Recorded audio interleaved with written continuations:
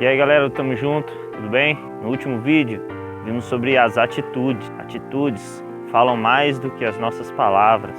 Se você ainda não assistiu, dá uma conferida aí no nosso canal, se inscreva, curta e compartilhe com seus amigos no Facebook. Você pode nos adicionar também no Facebook. A gente está lá no www.facebook.com/123 Tamo Junto. Lá você vai encontrar todos os nossos vídeos também. Bom, hoje eu vou falar sobre um assunto que gerou dúvida em uma amiga minha que está prestes a se batizar. E ela tem dúvidas sobre o que é o batismo, que horas ela deve batizar, quais os tipos de batismo. Então, se você também tem dúvidas sobre esse assunto, espero que esse vídeo possa te ajudar a esclarecê-las. Eu aguardo também a sua dúvida, qual tipo de estudo, qual dúvida você tem sobre a palavra de Deus ou sobre algum assunto que te interesse. Me mande um e-mail ou um comentário. 123, tamo junto.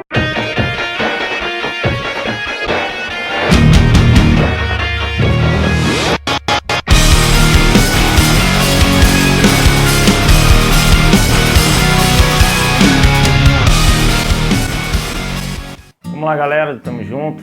Vamos começar mais um estudo com a glória do Senhor Jesus. Bom, nosso estudo de hoje vai ser sobre o batismo. Vamos começar por um conceito básico, o conceito que está no dicionário Aurélio. No dicionário Aurélio diz assim que o batismo é um sacramento da Igreja Católica no qual a imersão ou simples aspersão com água significa purificação de culpas e pecados. Bom, uma correção é que o batismo não é simplesmente da Igreja Católica. Então tem só esse detalhe aí no conceito do dicionário Aurélio. O batismo, a palavra batismo, vem do grego e significa imergir ou mergulhar. Então tem esses dois lados. Do dicionário Aurélio, ele se remete à Igreja Católica, válido tanto imergir quanto por aspersão. Já no grego, se remete somente à imersão ou mergulhar. Bom, não tem como falar do batismo sem falar de João Batista. Bom, a história do seu ministério é contada lá no livro de Marcos. Vamos até abrir. Capítulo 1, versículo 4 e 5. Você ainda não está com a sua Bíblia, corre, pega lá, vamos acompanhar a leitura. Marcos 1, versículo 4 e 5. Assim surgiu João, batizando no deserto, e pregava um batismo de arrependimento para o perdão dos pecados. A ele vinha toda a região da Judéia e todo o povo de Jerusalém, confessando seus pecados, eram batizados por ele no Rio Jordão.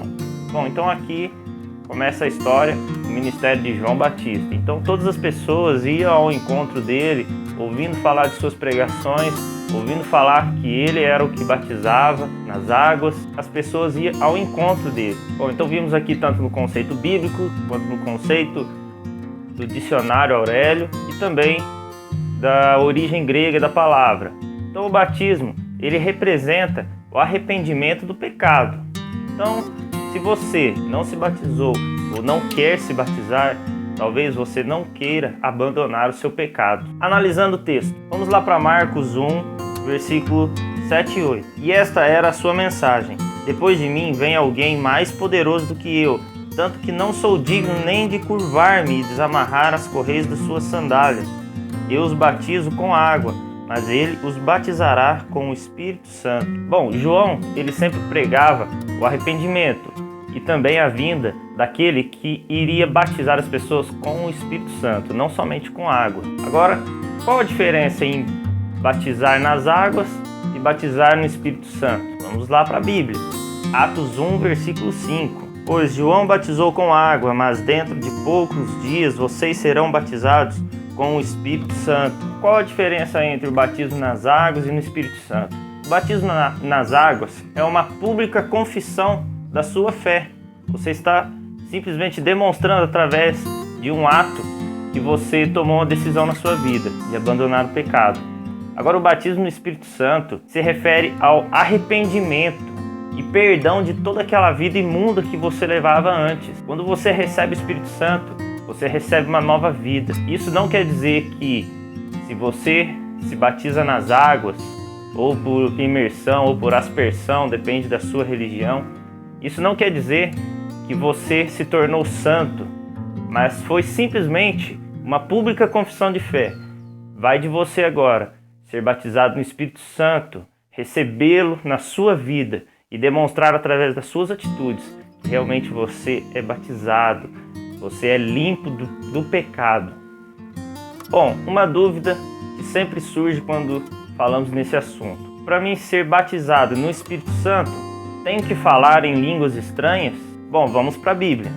Em Atos 2, versículo 38 e 39, Pedro respondeu: arrependam-se e cada um de vocês seja batizado em nome de Jesus Cristo, para perdão dos seus pecados, e receberão o dom do Espírito Santo, pois a promessa é para vocês, para os seus filhos e para todos que estão longe, para todos quanto o Senhor, o nosso Deus, chamar. O texto não cita em específico um dom que irá demonstrar que você foi batizado no Espírito Santo. Receber o Espírito Santo já é um dom de Deus. E essa promessa é para todos aqueles quanto Deus o chamou.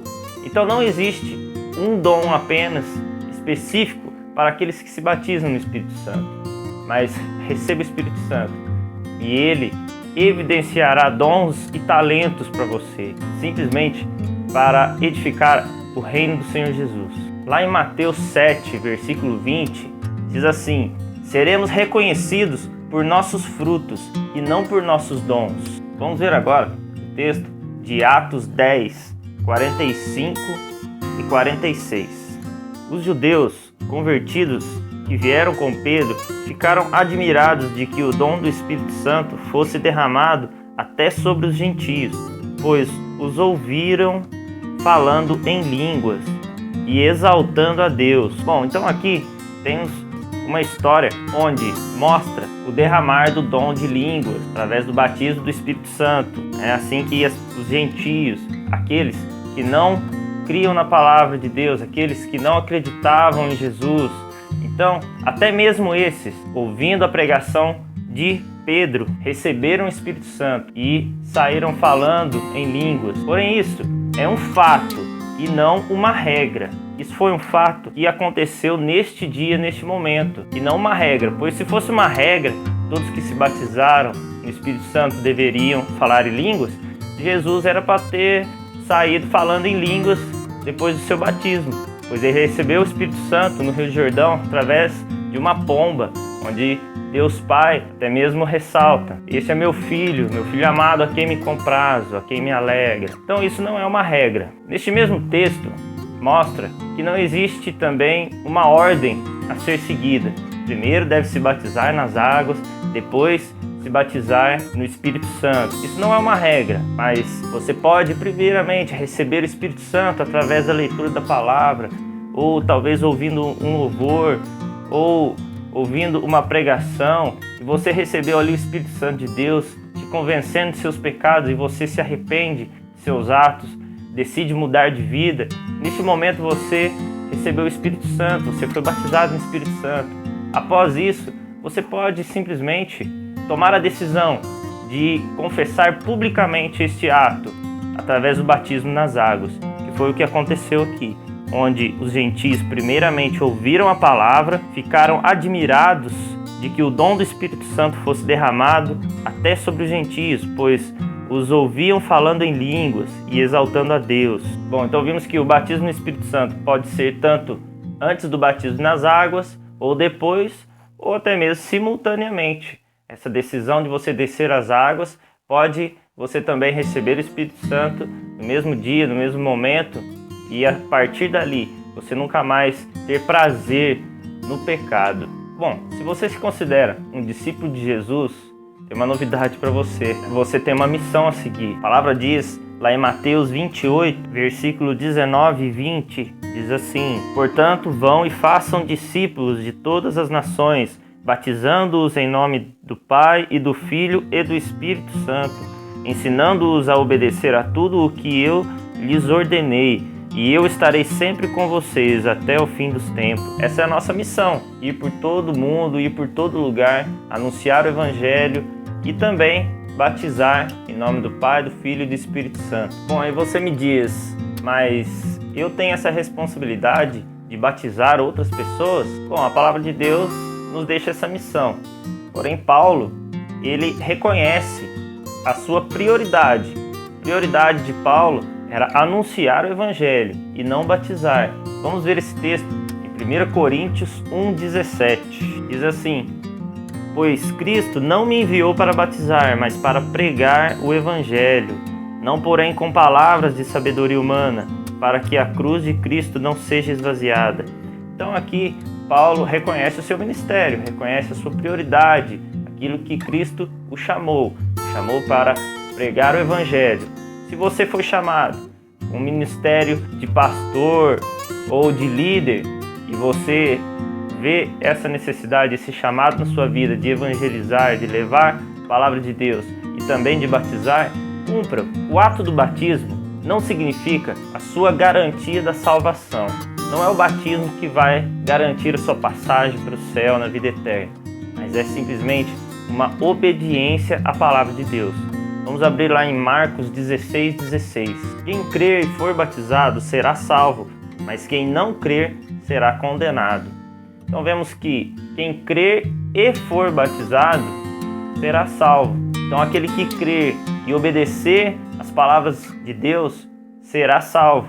Porém aquele que não crer, aí já não cita o batismo, já está condenado. Você crê em Cristo e no seu evangelho? Bom, se você crê, isso basta para que você tome a decisão de se batizar.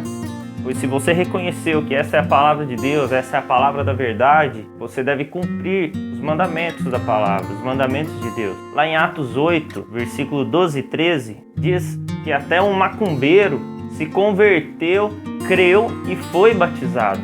Diz assim: no entanto, quando Filipe lhes pregou as boas novas do reino de Deus e do nome de Jesus Cristo, creram nele e foram batizados tanto homens como mulher.